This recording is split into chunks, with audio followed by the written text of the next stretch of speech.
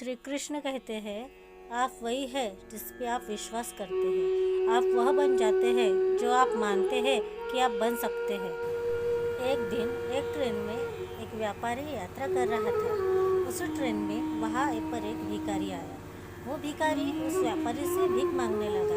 उस व्यापारी ने भिखारी से कहा कि मैं एक व्यापारी हूँ और मैं लेन देन में विश्वास रखता हूँ। तुम्हारे पास कुछ है मुझे देने के लिए? तभी मैं तुम्हें कुछ दूंगा। उस व्यापारी की बात ने इस भिखारी के दिल को छू लिया।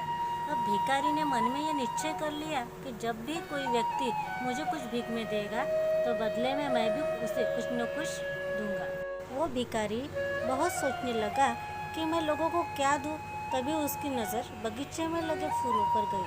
वो वहाँ से कुछ फूल तोड़कर लाया और जो भी इंसान उसे भीख देता बदले में ये भिखारी उसे फूल देने लगा।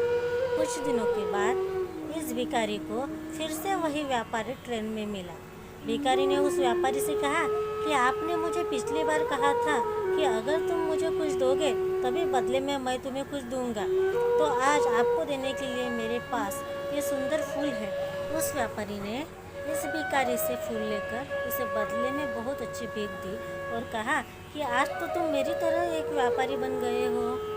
उस व्यापारी की बात सुनकर वो भिखारी मन ही मन बहुत खुश हो गया था और वो सोचने लगा कि अब तो मैं एक व्यापारी ही हूँ, क्योंकि व्यापार में यही तो होता है कि हम किसी को कुछ देते हैं और बदले में हमें कोई कुछ देता है। कुछ दिनों के बाद ये भिखारी और वो व्यापारी एक ही ट्रेन से जा रहे थे, लेकिन अब यह भिखारी पहले जैसा नहीं था।